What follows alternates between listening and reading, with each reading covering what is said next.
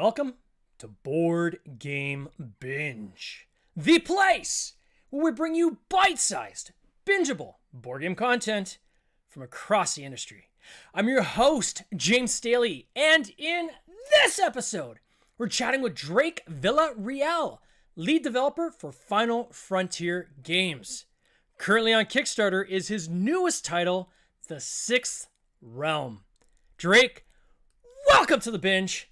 How you doing, sir? Hey, I'm doing great. Thanks for having me. Oh, it is amazing having you. And we're going to get into this game in a second because, man, does it ever look chunky, meaty, awesome, meeples galore. I can't have enough words to describe it. We're going to get into that in a second. But first and foremost, man, you got a career so far. Like, gosh, I was going through the bio and I'm like, this guy's really been at this for quite some time.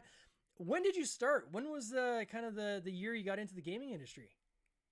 Yeah, so my big break into the industry itself was with Merchants Cove. Yeah. I was brought on as a developer alongside Johnny Pack to work on Carl's game, Carl Van Ostrand, the original creator of Merchants Cove.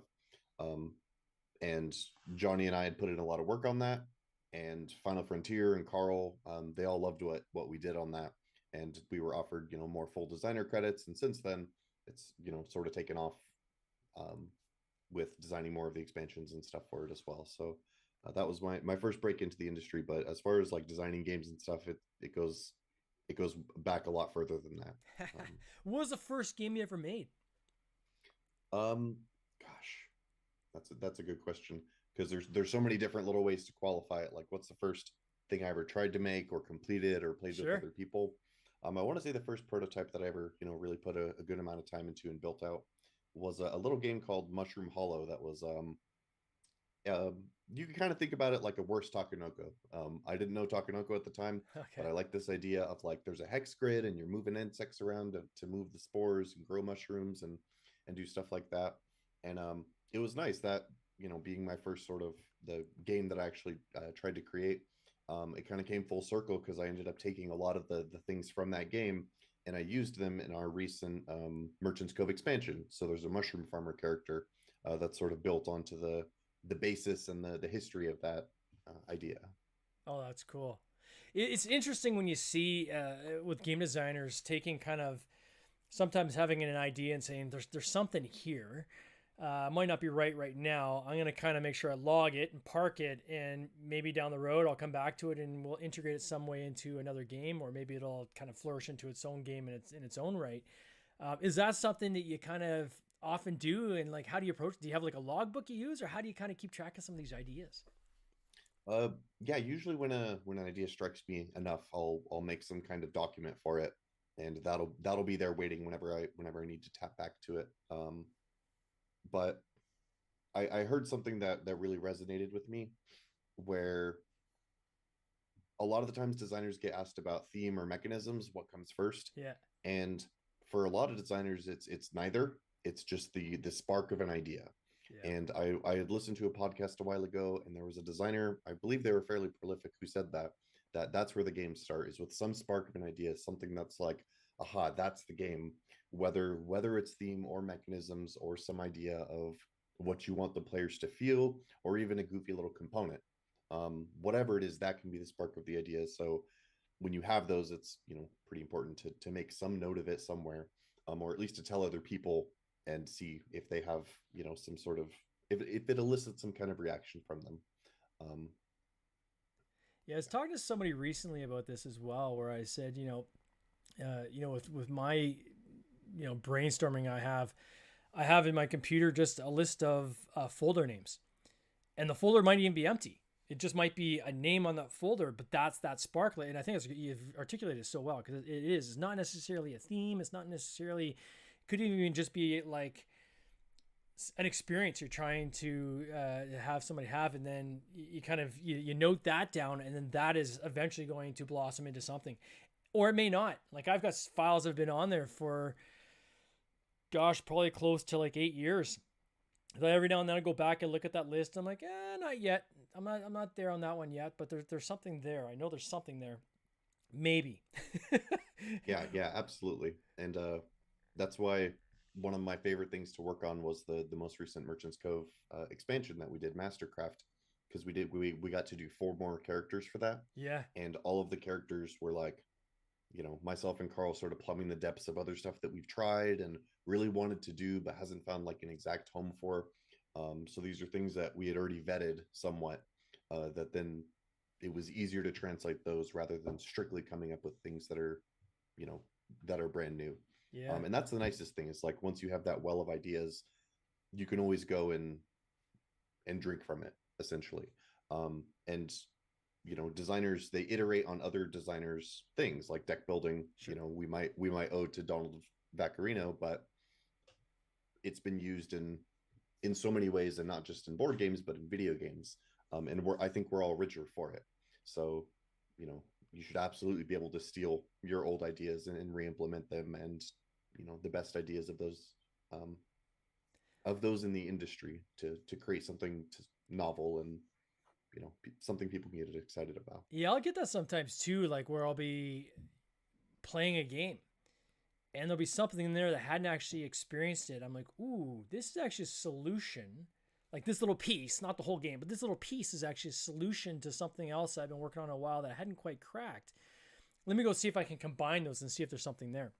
Maybe there's not, but at least it sometimes gives you. I think you're right. It's very iterative, and it's like an evolution too, because each generation that comes after the generation before is better, and it's adapting to kind of the new environment, and maybe it's combining different mechanics and bringing this together, that together, and that's going to create something new. And then the next generation is going to take that new thing and they're going to iterate it with something else. And from my perspective, I see it as really cool, right? It's like just kind of Right. imagine where we were 10 years ago, where we are now, and say, okay, what are board games going to look like 10 years, in the next 10 years?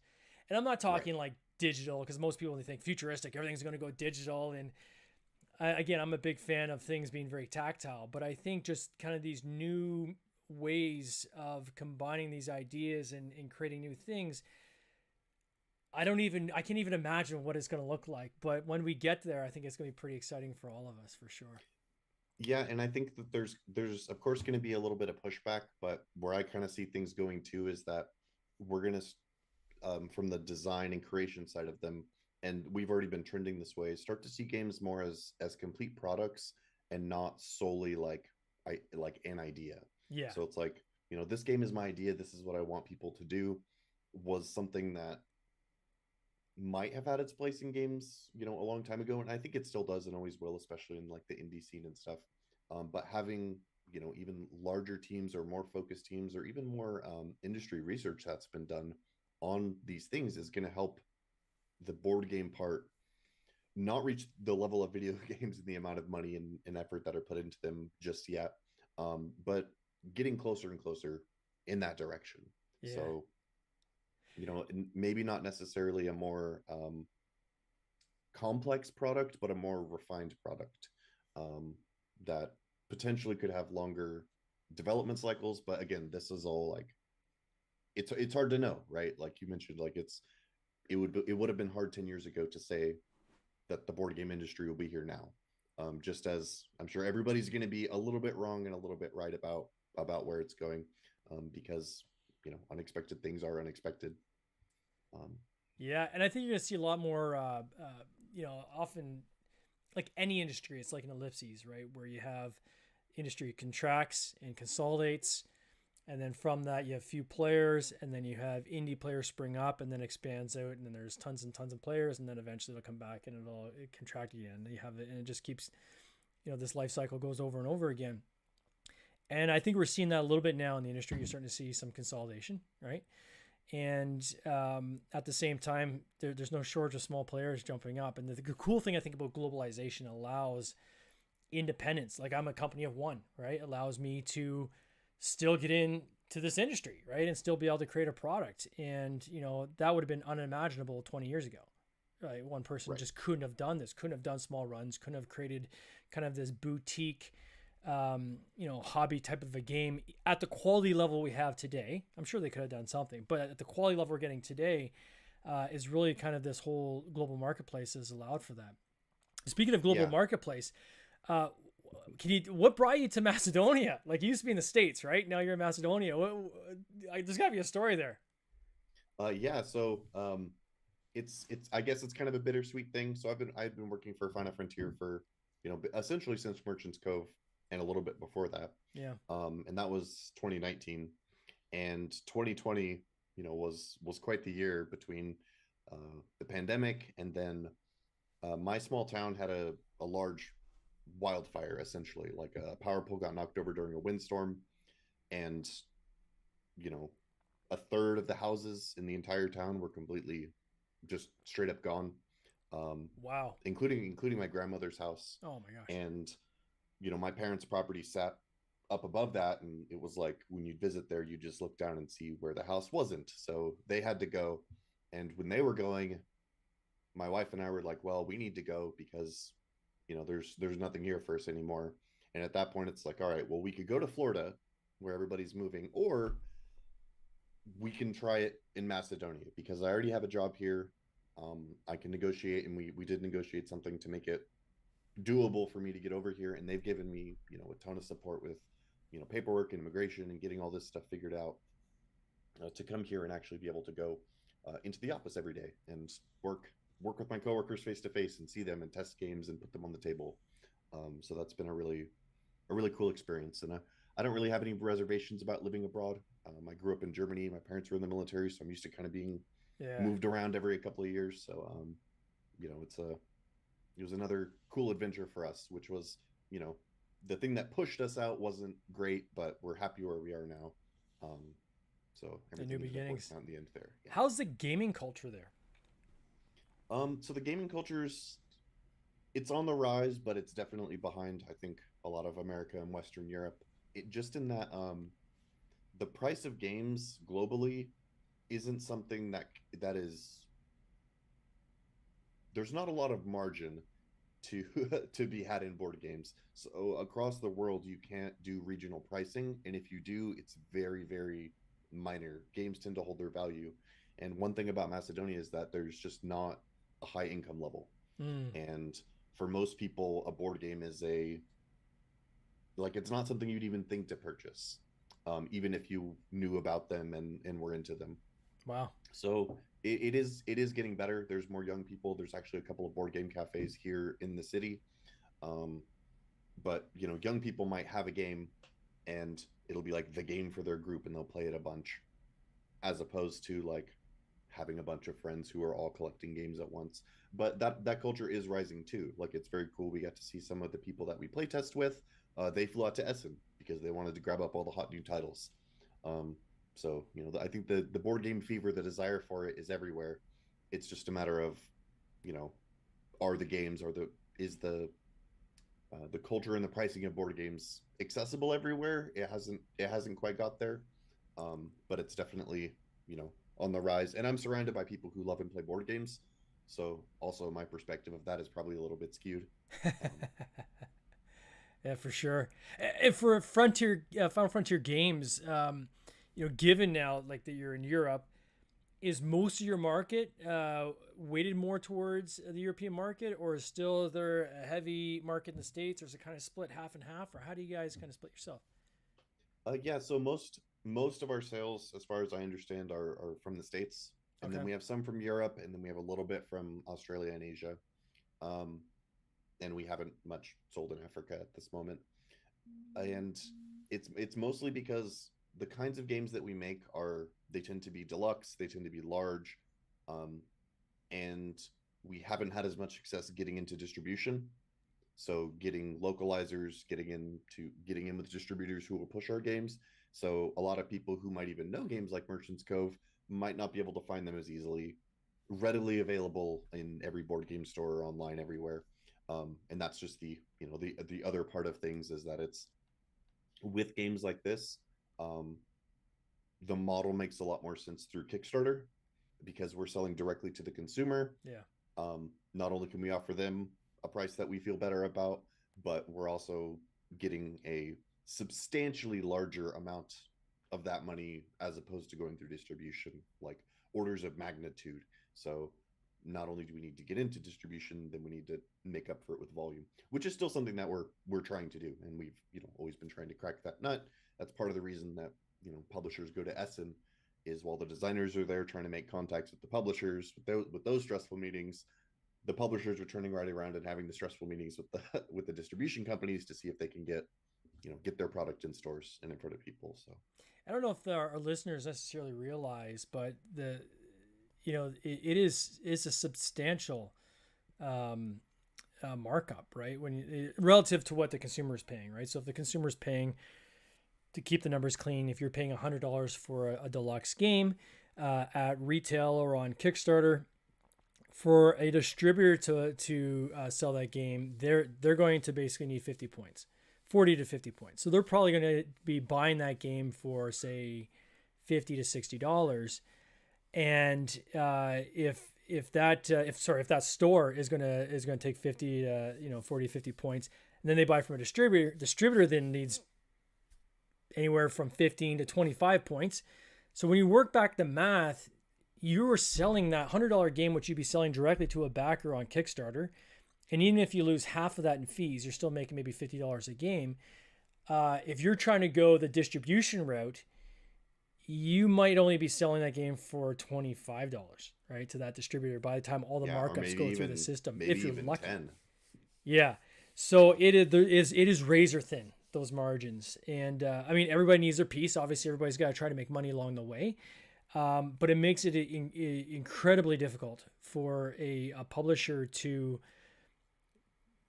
even break even in some cases, right? If one thing goes wrong, that could blow your margins out of the water. So more and more you're seeing small players use Kickstarter as their predominant source of revenue for that game. Using that to help them get their minimum runs, and then the extra copies they have, maybe they go through a distributor, maybe they sell direct through their own web store, maybe they sell on Amazon. But all these other cases or all these avenues are still a direct to consumer model, which allows that publisher to make that much more money.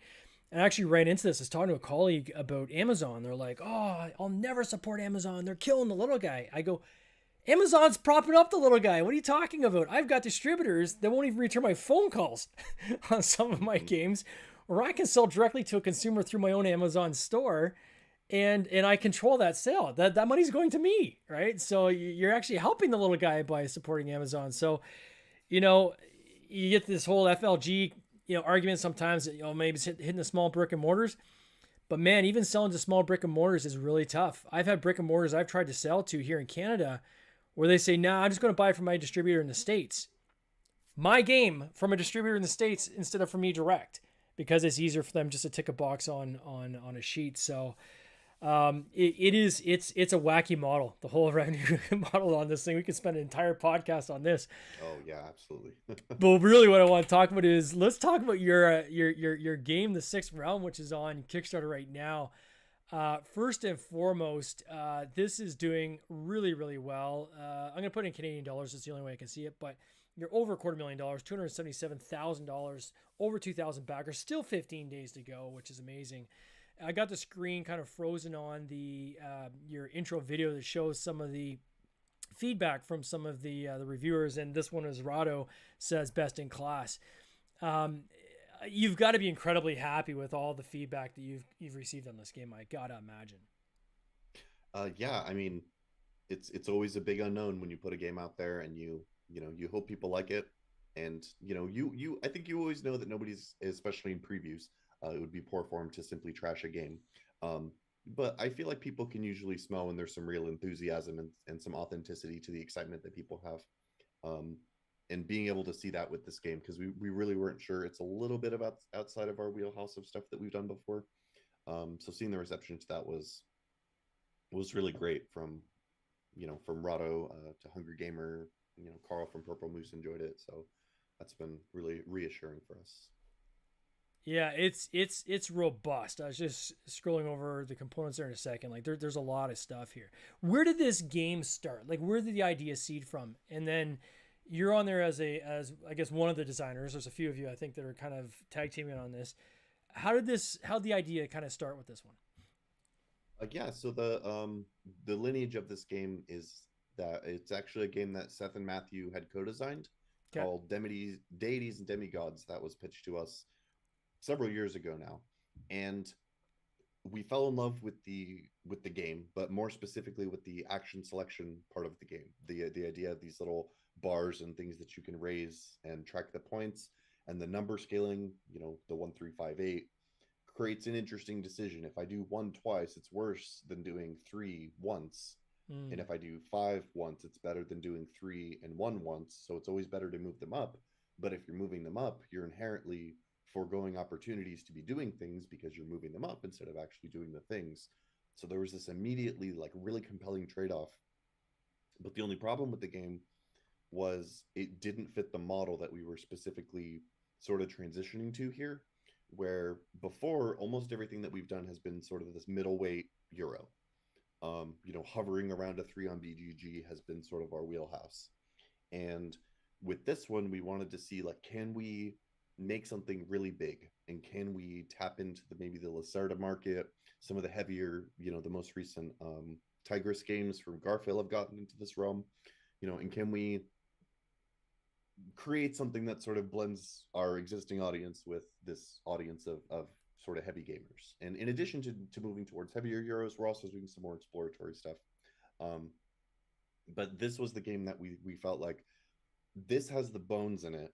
These action selection and a lot of the systems in the game are derived from ones that were in the original game. Um, we just fell in love with that and wanted and felt like we could put a large game on top of it and operate a large game with that. So for the next year or so, I was knee deep in the trenches, essentially doing that. So it wasn't like a complete rebuilding of the game, but a lot of the systems had to be um, grown in certain ways, and a Mm. lot of the things had to be adapted. So there used to be like a coin mechanism, and that was the primary way of increasing your way of gaining these different movement on these different tracks to call in the different gods, which now are guilds. Um, and that adapted into the merchants guild, which now has resources which do a similar thing but are on sort of like a tighter economy. And the dungeon, which you now go adventuring through with your little candle, that used to just be a track dedicated to the worship of Zeus. So it thematically had to shift a couple of times, but ultimately you can see the lineage from where the original design was to the much heavier version. And then of course, once we got it to a much closer to where it is now, we had them jump back on board a little bit, give some feedback. They actually fixed some of the outstanding problems that we had with a few of the little systems, and that's sort of the the rough and dirty lineage of how we got from point A to point B. But it was a game made with a lot of, I guess, intentionality in a way that we haven't always done as a company. Sometimes it's been a lot more about like, this is what the designer had, so we're going to take that and we're going to elevate, the designer's original intention. And this was really the first time that we like wanted to do something kind of collaborative where we said like, we really love this part of this, and some of the stuff that it's doing and some of the dynamics are at play here, so we want to crank those up to 11 and aim for a specific weight, a specific style and size of game. And it was really cool to approach game design from that angle for essentially the first time for me. So Yeah, I mean, it's it certainly shows. And I was curious, like when you're saying, like you kind of throw it back to them, and say, "Hey, can you see if you can fix this one thing, or kind of work on this a bit?" How, as a company, is that the kind of dynamic you guys have with some of the designers that bring games to you? Is it very much, "Hey, we're gonna now put our input into this, kind of set a path, and then we're gonna throw it back to you, and now you got to go and invest the time to basically get it kind of work back out and then bring it back to us"? Yeah. yeah, so that's been the other interesting part of my job besides just game development. And being the lead developer, I also end up doing a lot of the communication and the mediation between designers. Like we've got something brewing in the works with that we're not ready to announce, unfortunately, with Jay Cormier, who's got the Core of Discovery on Kickstarter right now. Yeah. And I've been the main point of contact, and like we talk internally as a company, but then I am in charge of filtering those ideas down and communicating.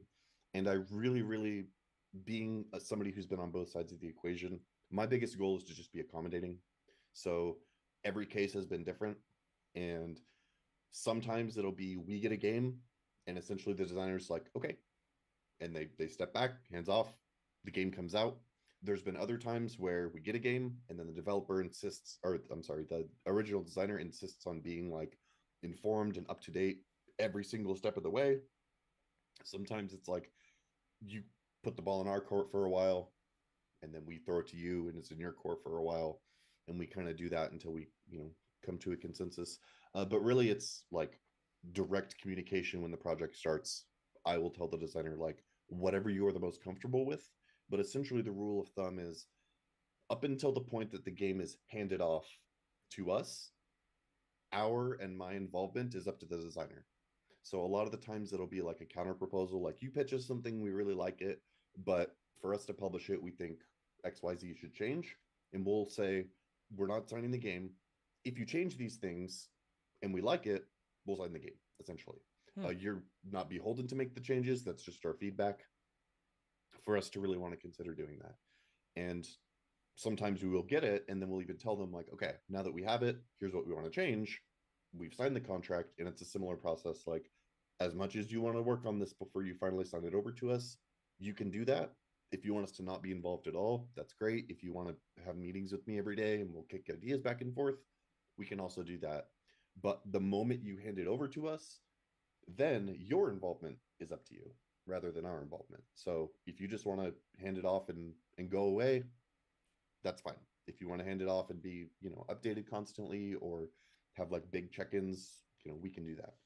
Um, it's, I realize that it might be useful to have sort of a standard, but games and the industry, it's just so weird. You never know when an idea is going to come from or from who or how much iteration it's going to need or work it's going to need, or even how you might feel about an idea, whether you feel protective of the idea and you really want to be involved in every step, or if you feel confident in the idea in a different way where you believe it's resilient and it could create a good game in any number of ways, then you feel okay being a little more hands off. So um yeah, it's a unfortunately it's a complicated answer. Well, there's got to be balance in there as well, as because I'm thinking like from the publisher standpoint. And, often I'll talk to people about what that process looks like when you sell, but or sign. But I usually say like once you sign, it's really up to the publisher's discretion, right? Like it is their call, because they're the ones that are now taking all the risk going forward, and you got to be okay with that, right? That and you might have some designers that are not okay with that. I know one that's at a local kind of prototyping event that I see the same designer with the same game. I've seen him there 5 years in a row, and I've had discussions with them. I'm saying this is a really cool looking game. Have you thought about having somebody publish it, and or pitching it to publishers? And his response is, well, it's kind of my baby. Like I don't know if I could see it in someone else's hands because I'd really want to be involved in every step along the way. That can be very challenging for a publisher where they know, especially you as a developer, saying, hey, I know I got to get it to here in order for this to kind of fit our model and be successful within our model. And if I'm having to drag that designer from the moment of signing all the way to kind of the finish line, that's going to be an excruciating process as well. How do Right. you handle that with is it a candid conversation you have with the designer up front, or how do you kind of Yeah. navigate that? Because I got to imagine that would be challenging, right? Yeah. The sort of sidestep answer to that is kind of funny because my answer is that we sort of sidestep that. And the way that we do that is with some pre-screening. And I don't know if this is the same for all publishers, and I don't know if I'm saying too much here. Um, but a lot of the times, some of the initial sell sheets, some of the initial like responses back from publishers, it is honest and truthful, yes, but also they're trying to gauge your reaction and see just how easy to work with you're going to be. And if we can see that somebody's not going to be easy to work with, that's going to inform our decision on whether or not we're going to try and work with them. So we'll be pitched a game, we'll think it's okay, let's have a prototype, we'll play the prototype, and we'll think like, okay, if we were to publish this, what would we do? And we'll often just give them that feedback, and seeing how they respond to it is key. And thankfully, most of the people that we've worked with and who pitch to us are very receptive and open to the feedback. But we've had a few people who are a little more like, okay, I don't agree. Thanks for your time. Yeah. So, at that point, that's okay with me. Yeah, you did each other a favor, really. Right? Yes.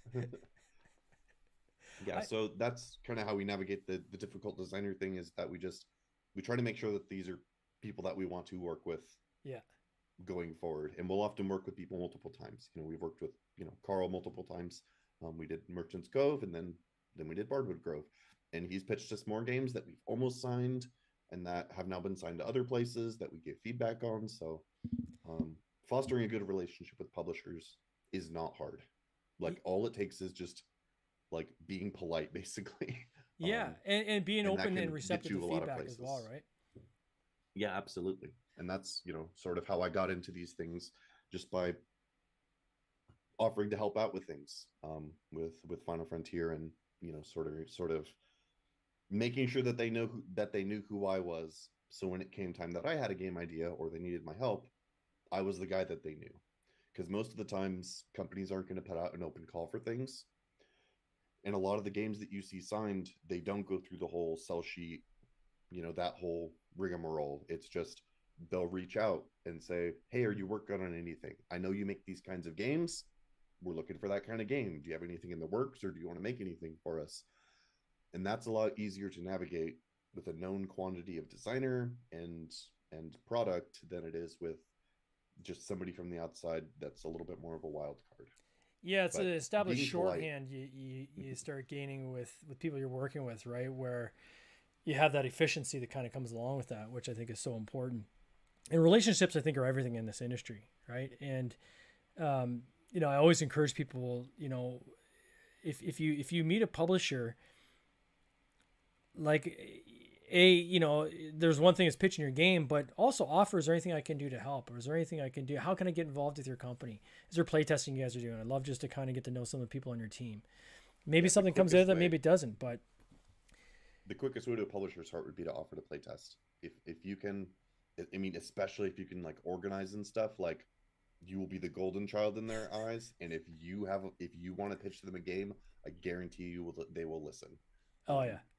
Yeah, that's sort of the other route that's not often talked about, because it's not as clear to see the feedback and see where you're going.